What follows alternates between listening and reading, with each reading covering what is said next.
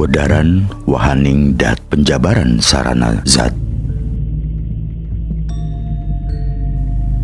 Sajatine ingsun dat kang amurba amisesa, kang kawasa anitahake sawiji-wiji daripada sanalika sampurna saka ing kodratingsun. Ing kono wus kanyatahan pratandaning apengalingsun minangka bebukaning iradatingsun. Kang dingin ingsun anitahake kayu aran sejaratul yakin tumuwuh ing sajroning ngalam Adam makdum ajali abadi. Nuli cahya aran Nur Muhammad, nuli kaca aran Miratul Kayati, nuli nyawa aran Roh Ilapi, nuli damar aran Kandil, nuli sesotya aran Darah, nuli dinding jalal aran Kijab kang minangka waraning kalara tingsun. Sesungguhnya ingsun, aku zat yang berkuasa sepenuhnya, maha kuasa menitahkan segenap makhluk yang menjadi dengan seketika dan sempurna karena kudrat ingsun. Di sana sudah nyata pertanda dari af'al ingsun sebagai pembuka irodah ingsun. Pada mula pertama, ingsun menitahkan hayu bernama Sajaratul Yakin, tumbuh pada alam Adam makdum azali abadi. Kemudian cahaya bernama Nur Muhammad, kemudian kaca bernama Miratul Haya, kemudian nyawa bernama Ruh Idafi, kemudian damar bernama Kandil, kemudian sesotya bernama Darah, kemudian dinding agung bernama Hijab yang merupakan selubung hadarat ingsun. Penjabaran secara lengkap dari wejangan kedua adalah sajatine ingsun dat kang amurba amisesa, kang kawasa anitahake sawiji-wiji daripada sanalika sampurna saka ing kodratingsun. Sesungguhnya ingsun, aku zat yang berkuasa sepenuhnya, maha kuasa menitahkan segenap makhluk yang menjadi dengan seketika dan sempurna karena kodrat ingsun. Kembali Tuhan menyatakan bahwa dirinya yang tidak tergambarkan, yang melampaui segala-galanya adalah zat yang sungguh-sungguh memiliki kuasa sepenuhnya. Dengan demikian, tiada lagi kuasa selain kuasanya. Semuanya ada dalam genggamannya. Adalah absurd jika masih mempercayai adanya kuasa lain selain kuasanya. Adalah aneh jika ada kuasa lain yang bisa mengancam kuasanya. Tuhan seperti apa yang bisa diancam dan terancam? Tuhan seperti apa yang memiliki tandingan dan bisa ditandingi? Tuhan seperti apa yang butuh ditegakkan eksistensinya? Tuhan seperti apa yang butuh dibela? Jika Anda memiliki pemahaman semacam ini, sesungguhnya Anda tidak mempercayai kuasa Tuhan sepenuhnya. Dengan demikian, Anda mempercayai adanya tandingan Tuhan. Anda telah menduakan Tuhan. Anda telah menjadikan sesuatu yang sebenarnya tidak ada, sesuatu yang sebenarnya tidak berkuasa apa-apa, menjadi Tuhan jahat sebagai musuh Tuhan baik Anda. Purba wisesa berarti kuasa yang sebenar-benarnya. Amurba amisesa berarti berkuasa sepenuhnya. Tiada yang memiliki purba wisesa selain zat yang maha suci. Purba wisesa dari zat sungguh tidak terbayangkan. Dengan purba wisesa ini, dia pun memiliki kuasa untuk menjadikan segala sesuatu tanpa tandingan baginya dan tiada yang mampu menghalanginya. Dia adalah zat yang dadi pada sanalika sampurna saka ing kodratingsun, menjadi dengan seketika, menjadi dengan serta-merta beserta kesempurnaannya, karena kuasanya sendiri, karena kodratnya sendiri, karena zatnya sendiri. Ingkonowus kanyatahan pratandaning apengalingsun minangka bebukaning iradatingsun, kang dingin ingsun anitahake kayu aran Sajaratul Yakin tumuruh ing sajroning ngalam Adam makdum ajali abadi. Nuli cahya aran Nur Muhammad, nuli kaca aran Miratul Kayai, nuli nyawa aran Roh Ilapi, nulu damar aran Kandil, nuli sesotya aran Darah, nuli dinding jalal aran Kijab kang minangka warananing kalara tingsun. Di sana sudah nyata pertanda dari af'al ingsun sebagai pembuka irodah ingsun. Pada mula pertama, ingsun menitahkan hayu bernama Sajaratul Yakin, tumbuh pada alam Adam makdum azali abadi. kemudian cahaya bernama Nur Muhammad, kemudian kaca bernama Mi'ratul Haya, kemudian nyawa bernama Ruh Idafi, kemudian damar bernama kandil, kemudian sesotya bernama darah, kemudian dinding agung bernama hijab yang merupakan selubung hadarat ingsun. Ingkono di sana sedang membicarakan apa wejangan itu? Sedang membicarakan suatu kuasa. Anitahake sawiji-wiji, menitahkan segenap makhluk. Kuasa untuk menitahkan, kuasa untuk menjadikan, dan perjadian tersebut merupakan tanda dan bukti nyata dari af'alnya, perbuatannya. Sekaligus penjadian tersebut juga merupakan pintu dari irodatnya, kehendaknya.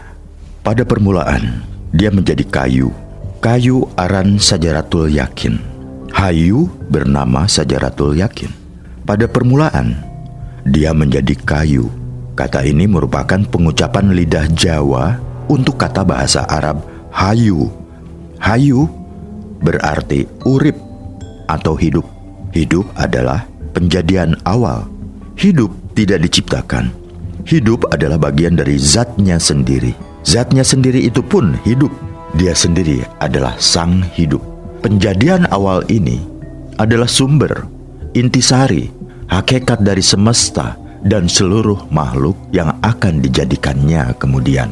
Jika kayu atau hidup menjadi intisari semua makhluk, maka ia disebut roh. Kayu atau hidup adalah akar, pohon semesta yang sebenar-benarnya. Oleh karenanya, kayu atau hidup diberi nama Sajaratul Yakin. Sajaratul Yakin adalah pengucapan lidah Jawa untuk frase bahasa Arab Sajaratul Yakin. Sajaratul Yakin sendiri berarti pohon yakin, pohon yang sebenar-benarnya. Pohon ini berada di dalam sebuah alam yang tidak bisa dikatakan sebagai alam. Sebuah alam yang disebut ngalam adam makdum ajali abadi. Istilah ini berasal dari bahasa Arab alam adam makdum azali abadi yang berarti alam ketiadaan yang awal, nirwaktu, dan langgeng. Kayu atau hayu disebut juga kayun atau hayun, bermakna panguripan atau penghidupan. Disebut kayat atau hayat, bermakna anguripi atau menghidupi. Disebut lagi kayun daim, hayun daim, bermakna urip kang tetep atau hidup yang ajak. Akan tetapi sejatinya semua tetap satu juga, kayu atau hayu. Ketika kayu atau hidup ditiupkan kepada calon manusia, yaitu ketika sel-sel kama atau sperma telah bertemu dengan sel telur di dalam rahim ibu dan lantas bernama ruh, dikatakan bahwa saat itulah calon manusia berada pada ngalam akadiyat, alam ahadiyah atau alam keesaan, yaitu sebuah alam suci yang sangat dekat dengan zat Tuhan. Alam suci di mana ada sedikit kijab atau tabir kebodohan yang tercipta masuk ke rahim ibu saat usia kandungan baru 1 bulan. Sajaratul Yakin inilah hakikat dari zat mutlakal kadim atau zat mutlakal kadim, zat yang absolut dan yang awal pada ngalam kabir atau alam besar, makrokosmos, semesta. Itu berarti Sajaratul Yakin adalah hakikat Tuhan itu sendiri. Disebut pula dengan dating atma, zat dari ruh pada ngalam sahir atau alam sagir atau alam kecil atau mikrokosmos atau manusia. Sehingga dengan demikian zat ruh di ngalam sahir dan zat Tuhan di ngalam kabir sesungguhnya satu adanya. Sedangkan berbicara cahaya aran Nur Muhammad, cahaya bernama Nur Muhammad, pada tahapan yang kedua dia menjadikan cahaya atau nur dan diberi nama Nur Muhammad atau cahaya terpuji. Dengan sarana cahaya terpuji inilah semesta bisa menjadi Nur Muhammad adalah saran utama dalam menjadikan semesta berikut makhluk-makhluknya. Nur Muhammad adalah kekuatannya. Cahaya sesungguhnya satu, tetapi mempunyai 5 perwujudan, yaitu yang pertama, Nuriyat atau Nuriyah, yang bercahaya, kemunculannya diiringi warna hitam. Yang kedua, Nurani atau Nur Aini, cahaya penglihatanku, kemunculannya diiringi warna merah. Yang ketiga, Nur Mahdi, cahaya petunjuk, kemunculannya diiringi warna kuning. Yang keempat, Nur Buat, Nurun Nubuwah, cahaya kenabian, kemunculannya diiringi warna hijau. Keempat sebutan itu secara keseluruhan disebut Nurullah atau Nurullah, yang berarti cahaya Allah, atau Nur Muhammad yang kemunculannya sendiri diiringi cahaya putih bening gilang gemilang, gabungan dari cahaya hitam dari Nuriyat, cahaya merah dari Nurani, cahaya kuning dari Nur Mahdi, dan cahaya hijau dari Nur Buat. Ketika cahaya terpuji atau Nur Muhammad ini telah keluar dari nukat gaib atau nuktoh gaib atau titik gaib yang tidak lain adalah hidup, maka ngalam kabir mulai tercipta untuk penciptaan dalam tataran ngalam sahir. Pada mulanya Nur Muhammad yang ada di ngalam kabir yang bekerja.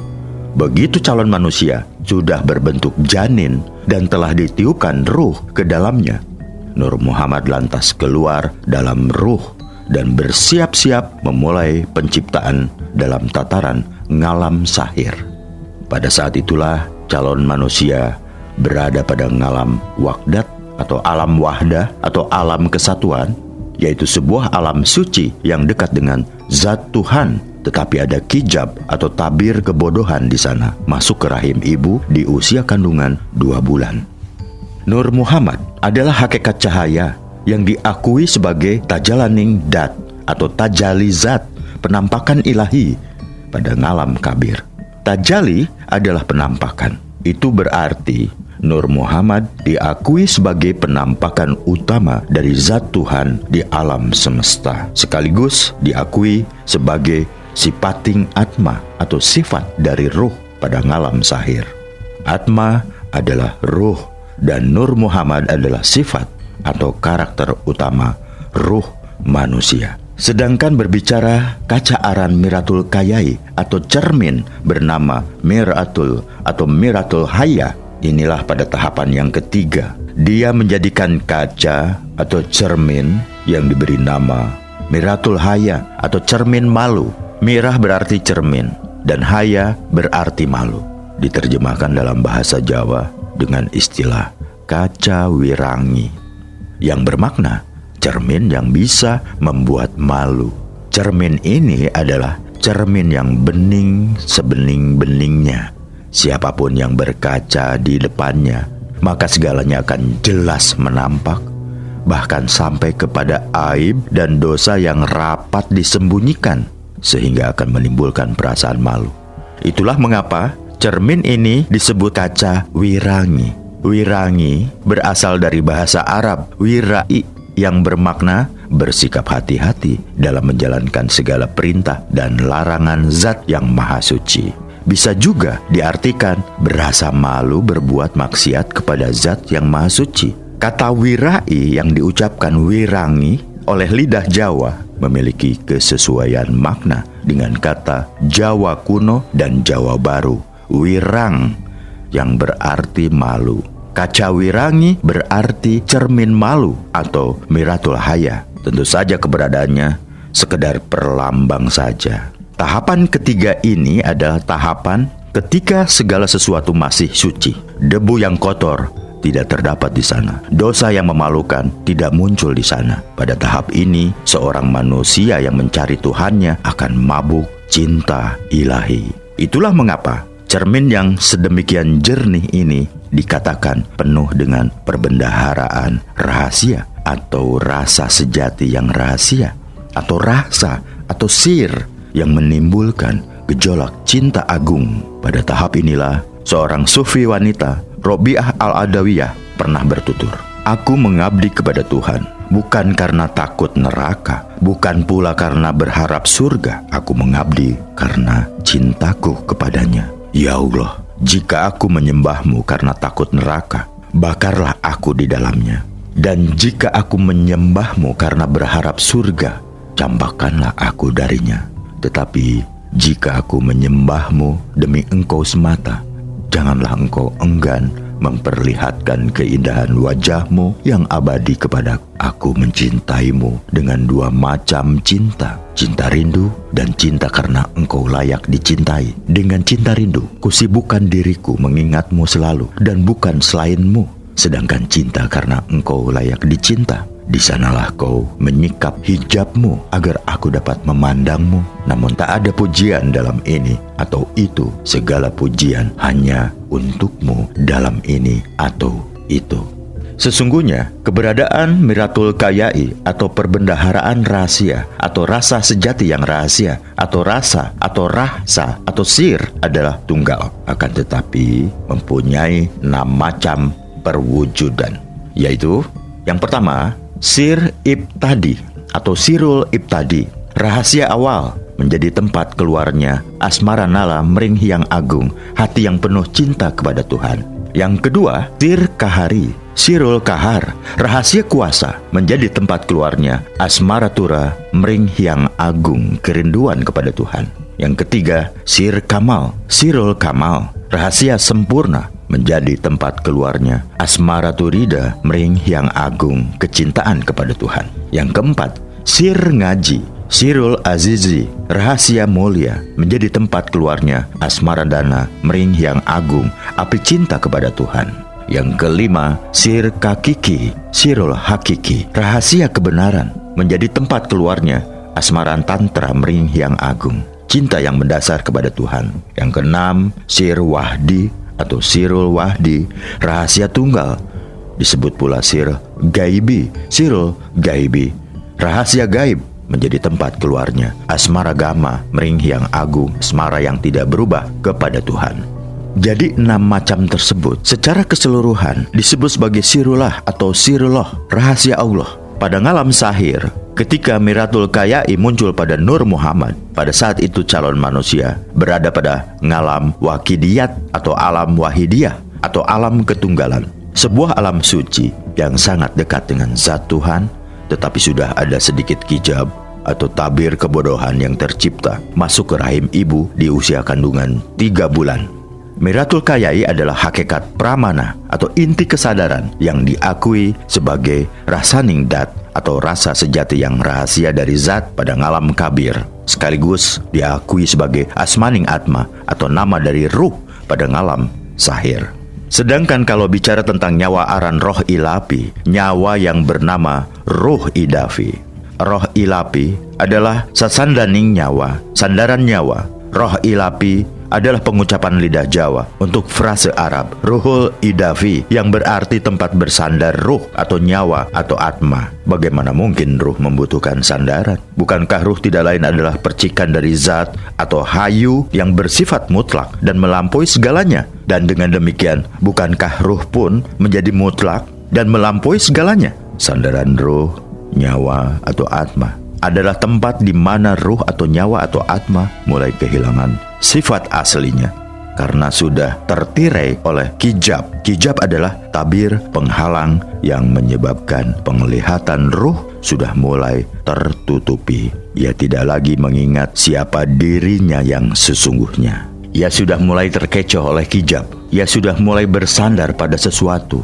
Pada ruh tidak butuh tempat bersandar. Ruh mulai merasa lemah, padahal ia tidak mengenal kelemahan. Ruh yang sudah bersandar pada sesuatu disebut roh ilapi. Pada tahap ini mulai tercipta badan halus seorang manusia, bakal badan material dalam unsur-unsurnya yang lebih halus. Sesungguhnya roh atau nyawa atau atma hanya satu, namun mempunyai 7 macam perwujudan. Yang pertama, roh jasmani atau ruh atau nyawa atau atma yang menghidupi badan fisik, disebut pula roh kewani, roh hewani, roh hewan, karena ruh ini juga menghidupi hewan. Dengan kata lain, roh jasmani adalah hidup yang telah menghidupi badan fisik manusia. Yang kedua, roh nabati, ruh atau nyawa atau atma yang menghidupi tetumbuhan, bulu, kuku, dan segala yang tumbuh pada badan fisik manusia diibaratkan sebagai tumbuhan. Begitu juga kesadaran jaga atau budi juga dihidupi oleh roh nabati. Dengan kata lain, roh nabati adalah hidup yang telah menghidupi kesadaran jaga manusia. Yang ketiga, roh nafsani, ruh nafsani atau ruh atau nyawa atau atma yang menghidupi pribadi manusia. Dengan kata lain, roh nafsani adalah hidup yang menghidupi pribadi manusia. Yang keempat, roh ilapi atau ruh idafi atau ruh nyawa atma yang bersandar, yaitu ruh yang sudah sedemikian lemah kesadarannya dan merupakan sumber kehidupan bagi pribadi manusia, kesadaran jaga manusia, dan badan fisik manusia. Dengan kata lain, roh ilapi adalah hidup yang sudah sedemikian lemah kesadarannya dan merupakan sumber kehidupan bagi pribadi manusia, kesadaran jaga manusia, dan badan fisik manusia. Roh ilapi berarti juga ruh yang telah terkena kijab dan menguatkan eksistensi manusia fana. Disebut juga ruh rukani atau ruh ruhani, yang berarti ruh yang menghidupi unsur halus manusia. Ruhani sebagai lawan dari jasmani. Yang kelima, roh rahmani atau ruh rahmani, ruh nyawa atau atma yang pengasih. Disebut juga roh rabani atau ruh rabani, ruh Tuhan. Ruh ini menghidupi sir atau rasa. Dengan kata lain, roh rahmani adalah hidup yang menghidupi sir atau rasa manusia. Yang keenam, roh nurani atau ruh nur aini, ruh atau nyawa atau atma yang menghidupi penglihatan. Penglihatan di sini adalah Nur Muhammad. Dengan kata lain, roh nurani adalah hidup yang menghidupi Nur Muhammad manusia. Yang ketujuh, roh kudus atau ruhul kudus, ruh atau nyawa atau atma yang suci. Inilah sebenar-benarnya ruh. Disebut juga kayu atau hayu atau hidup. Dengan kata lain, roh kudus adalah hakikat hidup manusia. Semua nama itu disebut rohullah atau ruhullah, ruh atau nyawa atau atma Allah. Ketika ruh sudah menyandarkan diri pada sesuatu, sudah menjadi roh ilapi, pada saat itu calon manusia berada pada alam arwah atau alam banyak ruh, yaitu sebuah alam yang sudah benar-benar terliputi oleh kijab, sehingga ruh yang tunggal seolah-olah menjadi terpecah-pecah. Ruh itu tunggal dan tidak bisa dibagi-bagi. Ruh layaknya udara yang menghidupi seluruh makhluk. Terlihat berbilang hanya ketika ruh menghidupi individu-individu yang beraneka rupa. Jika dikatakan banyak ruh, maka ia adalah ruh yang terbagi-bagi, ruh yang banyak. Dan itu berarti bukan lagi ruh yang sesungguhnya, melainkan ruh yang sudah terliputi kijab dan sudah mulai melahirkan nafsu atau pribadi suatu makhluk. Dengan kata lain, roh ilapi adalah hakikat badan halus, hakikat badan astral calon manusia, dikenal dengan istilah sukma, masuk ke rahim ibu di usia kandungan 4 bulan. Ada fenomena menarik ketika roh ilapi sudah bersiap untuk menghidupi nafsu atau pribadi manusia. Diriwayatkan muncul sebuah bayangan dari roh ilapi. Bayangan ini akan senantiasa mengikuti manusia kemanapun dia berada. Bayangan ini disebut makdum sarpin, yang menandai jatuhnya ruh ke dalam kijab duniawi, ke dalam warana atau selubung atau penutup yang penuh ketidaksadaran, ke dalam kedudukan hilangnya kemuliaan ilahi sang ruh. Makdum sarpin inilah yang kerap disebut korin atau pendamping manusia. Dia bukan makhluk yang berasal dari luar keberadaan manusia, bukan entitas lain, bukan pribadi lain. Dia adalah bayangan roh ilapi. Jadi salah total jika Magdum Sarpin dianggap sebagai makhluk sebangsa jin yang senantiasa mengikuti dan mendampingi manusia. Sosok bayangan roh ilapi ini juga yang kerap disalahpahami sebagai guardian angel oleh beberapa orang. Dari anggapan pertama sebagai makhluk rendah sebangsa jin, sekarang meningkat kedudukannya menjadi sosok malaikat penjaga. Itu juga salah kaprah. Sekali lagi, tidak ada entitas apapun yang ikut mencampuri kehidupan manusia. Lalu, begitu roh ilafi sudah menghidupi nafsu atau nafs, maka muncul dua warna utama. Pertama warna merah, kedua warna putih. Munculnya dua warna ini menandakan nafsu yang dihidupi oleh roh ilapi mulai memiliki karakter awal. Karakter awal inilah limpahan dari sifat kamal dan jamal dari zat, yaitu sifat sempurna dan sifat cantik yang berwujud dalam cahaya merah, serta limpahan dari sifat jalal dan kahar atau kohar yang berwujud dalam cahaya putih. Sifat kamal dan jamal mewakili sifat kelembutan seorang manusia, sedangkan sifat jalal dan kahar memiliki sifat ketegasan seorang manusia. Bisa dikatakan warna merah mewakili kecenderungan feminim seorang anak manusia. Warna putih mewakili kecenderungan maskulin seorang anak manusia. Orang Jawa lantas menyebutnya keduanya dengan sebutan mar dan marti. Mar untuk maskulin, marti untuk feminim. Kata mar sendiri bermakna menyebar. Apa yang menyebar? Tidak lain adalah kijab, warana, tirai ilusi yang telah menyebar rata, menangkupi kesadaran ruh dengan sangat perkasa. Sedangkan marti berasal dari kata warti yang berarti kabar. Kata warti itu kemudian berubah menjadi marti yang berarti memberikan kabar. Memberikan kabar tentang apa? Tentang keberadaan kesadaran ruh yang sempurna lagi cantik. Lalu, begitu roh ilapi sudah benar-benar menghidupi nafsu, maka muncul 8 macam cahaya, yaitu yang pertama merah, yang kedua hitam, yang ketiga kuning, yang keempat putih, yang kelima hijau muda, yang keenam hijau tua atau biru, yang ketujuh merah muda atau nila, dan yang kedelapan ungu. 8 warna cahaya itu disebut cahaya kadim, yang berarti cahaya awal ketika nafsu atau nafs sudah mulai memiliki kehidupan. Roh ilapi adalah hakikat sukma yang diakui sebagai kahananing dat, keadaan zat Tuhan yang sudah terjerat oleh keadaan fana, sekaligus diakui sebagai apengaling atma, perbuatan atau perbuatan roh.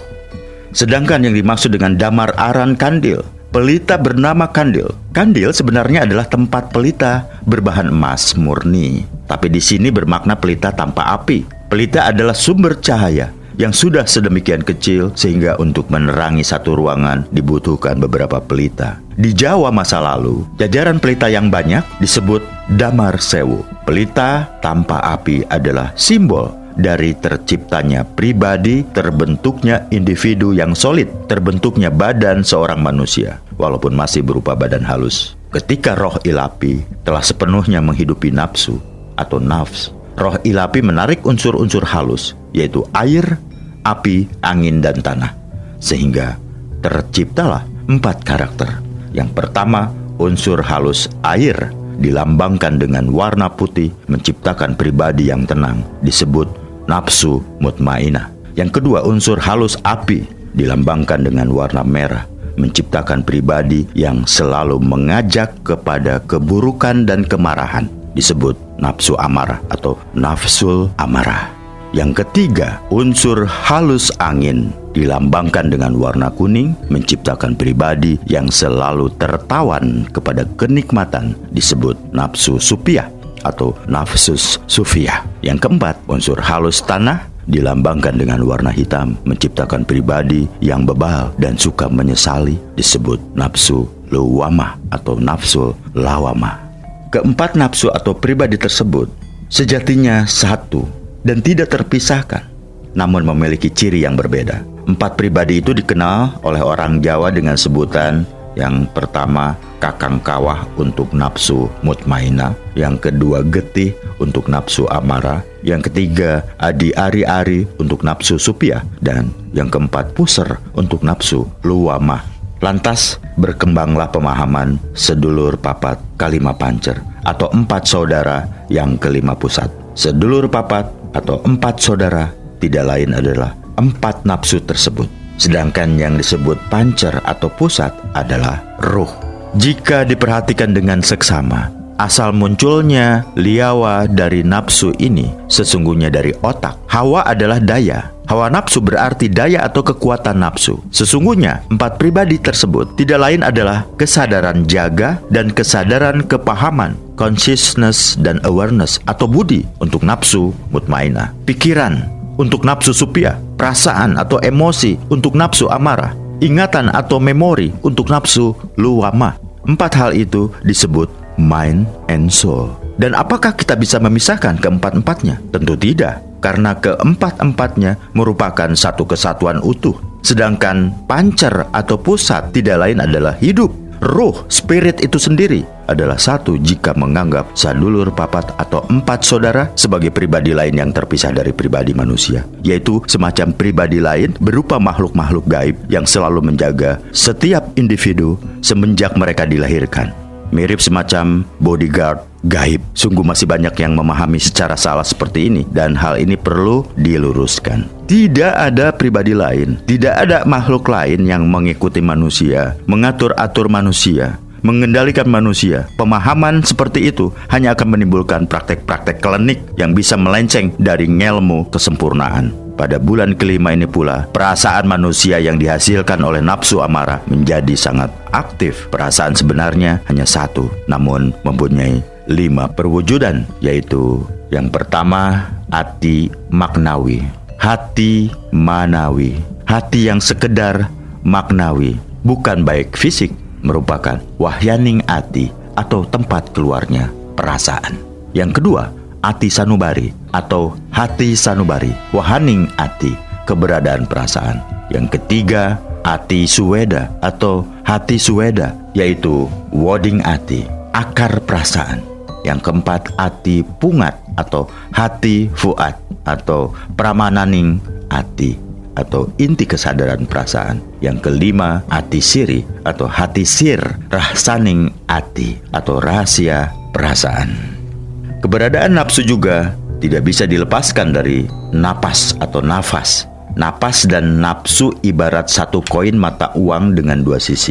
Ketika nafsu mutmainah berkuasa pada Anda, maka napas Anda akan stabil dan tenang. Ketika nafsu amarah dan nafsu supia berkuasa pada Anda, maka napas Anda akan menjadi cepat. Ketika nafsu luwamah berkuasa pada Anda, maka napas Anda tidak stabil. Napas sendiri bisa dibagi menjadi 4 macam. Yang pertama, napas atau nafas udara yang menghidupi seluruh tubuh manusia. Yang kedua, tanafas atau tanafas, udara yang berdiam dalam darah. Yang ketiga, anpas atau anfas, udara yang ditarik masuk ke dalam tubuh. Dan yang keempat, nupus atau nufus, udara yang dikeluarkan dari dalam tubuh. Pada bulan kelima ini, nafsu manusia mulai terbentuk. Pada akhir bulan kelima, memasuki bulan keenam, sistem pernafasan mulai aktif.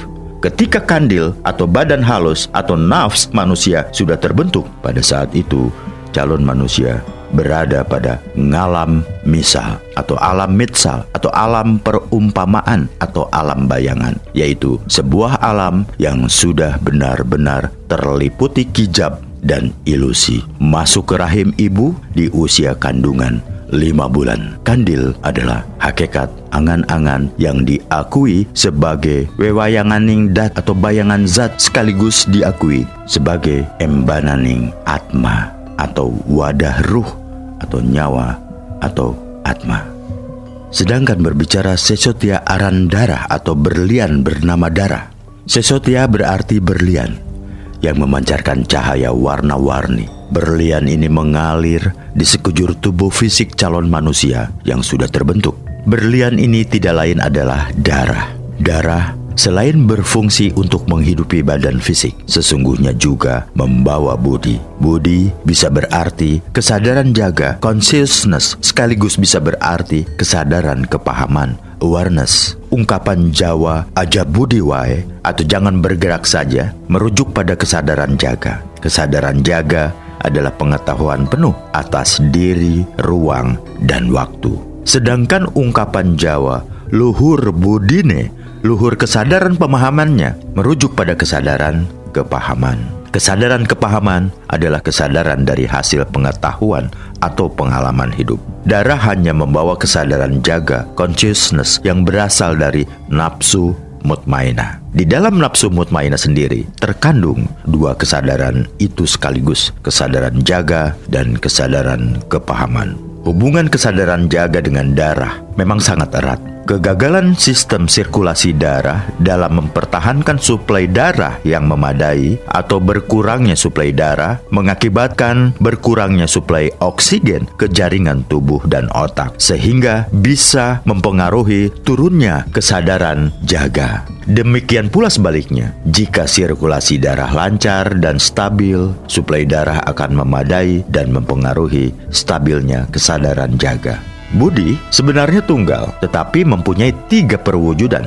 Yang pertama adalah karmendriya, purbaning budi, kuasa dari budi, yaitu kesadaran penglihatan, pendengaran, penciuman, dan pengucapan. Yang kedua, antarendriya atau antaraning budi atau jarak waktu budi, yaitu detak jantung dan napas. Antaraning budi mengandung arti bahwa budi tidak menyadari bahwa hal itu terjadi, atau dengan kata lain, terjadi begitu saja tanpa perlu kehadiran budi.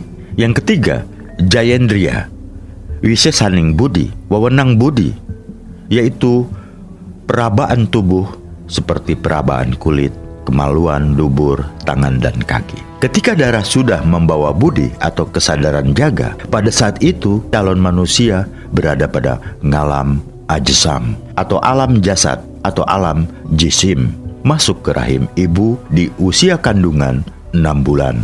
Darah yang membawa budi atau kesadaran jaga disebut sebagai pepaesaning dat atau hiasan zat, disebut juga sebagai wiwaraning atma atau lubang melingkar dari ruh.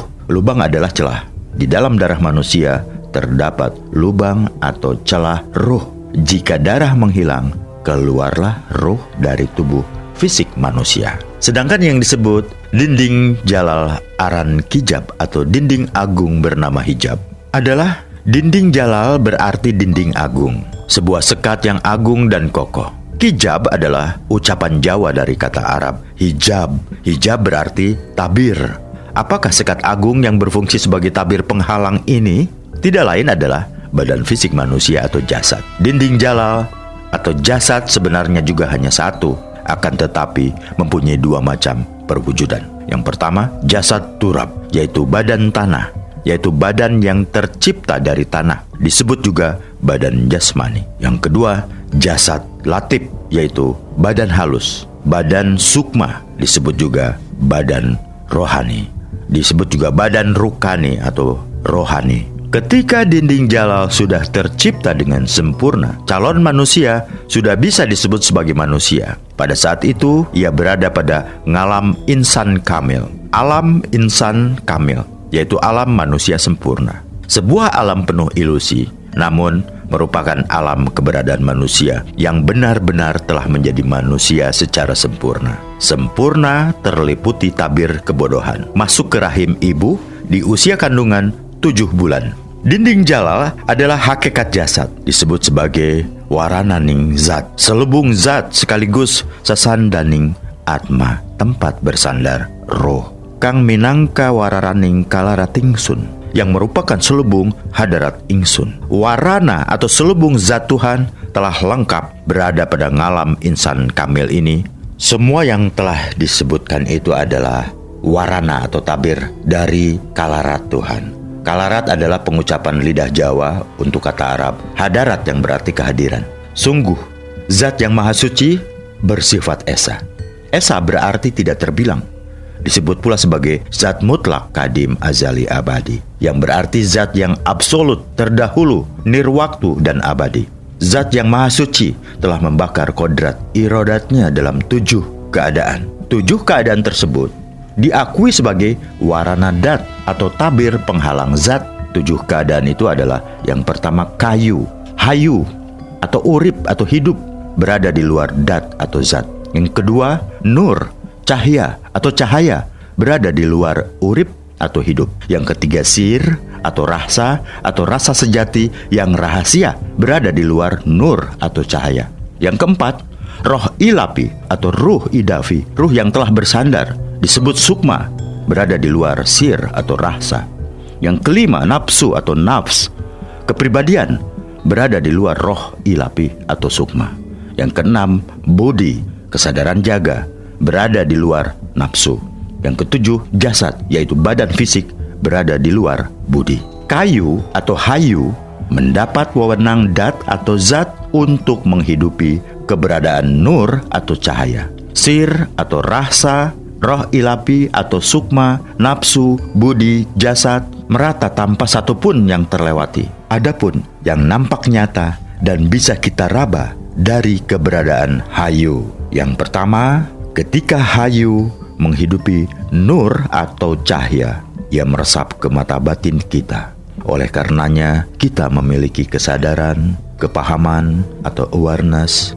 Jika kita mempunyai kesadaran kepahaman, itu artinya penglihatan zat memakai mata batin kita. Kedua, ketika hayu menghidupi sir atau rasa, ia meresap ke hidung batin kita. Oleh karenanya, kita memiliki perasaan. Jika kita mampu merasa, itu artinya penciuman zat memakai hidung batin kita. Yang ketiga, ketika hayu menghidupi roh ilapi atau sukma, ia meresap ke lidah batin kita. Oleh karenanya, kita mampu berinteraksi. Jika kita mampu berinteraksi, itu artinya pengucapan zat memakai lidah batin kita. Yang keempat, ketika hayu menghidupi nafsu, ia meresap ke telinga batin kita. Oleh karenanya kita mampu menerima segala sensasi dari luar, dari dunia luar. Jika kita mampu menerima segala sensasi dari dunia luar, itu artinya pendengaran zat memakai telinga batin kita. Yang kelima, ketika hayu menghidupi budi, ia meresap ke otak dan jantung kita. Oleh karenanya, kita memiliki kesadaran jaga, consciousness. Jika kita mampu memiliki kesadaran jaga, itu artinya kesadaran jaga zat memakai otak dan jantung kita. Yang keenam, ketika hayu menghidupi jasad, ia berada pada darah. Oleh karenanya, seluruh jasad bisa hidup. Jika kita memiliki kehidupan, itu artinya hidup zat memakai jasad kita. Tidak beda ketika zat menghidupi seluruh isi alam, matahari, bulan, bintang, dan sebagainya. Nah, bisa juga dijabarkan. Yang pertama misalnya, zat berkuasa atas hayu. Artinya, dat adalah witing urip, akar kehidupan. Yang kedua, bahwa hayu berkuasa atas nur atau cahaya. Artinya hayu atau hidup menguasai keluarnya nur atau cahaya. Yang ketiga, nur atau cahaya berkuasa atas sir atau rasa. Artinya, nur atau cahaya menguasai hidupnya sir atau rasa. Yang keempat, sir atau rasa berkuasa atas roh ilapi atau sukma. Artinya, sir, rasa menguasai hidupnya roh ilapi atau sukma. Yang kelima, roh ilapi atau sukma berkuasa atas nafsu. Artinya, roh ilapi atau sukma menguasai hidupnya nafsu. Yang keenam, nafsu berkuasa atas budi. Artinya, nafsu menguasai hidupnya budi. Yang ketujuh, budi berkuasa atas jasad. Artinya, budi menguasai hidupnya jasad. Apabila dibalik urut-urutannya, maka urutannya yang pertama, dat mutlak kadim ajali abadi atau zat mutlak kadim azali abadi, zat yang mutlak terdahulu, nirwaktu, dan abadi. Yang kedua baru kayu atau hidup. Hidup disebut atma atau ruh. Yang ketiga, nur atau cahaya disebut pranawa atau inti penglihatan. Yang keempat, sir atau rasa disebut pramana atau inti kesadaran. Yang kelima, roh ilapi atau ruh idafi atau disebut sukma. Yang keenam, nafsu atau nafs artinya pribadi. Yang ketujuh, budi disebut kailingan atau kesadaran jaga. Yang kedelapan, jasad atau badan fisik. Jangan ragu-ragu lagi, karena keberadaan balik aras kursi, lokil makpul, taraju, wat siratul mustaqim, surga, neraka, bumi, langit, beserta seluruh isinya sudah tercakup di dalam warana.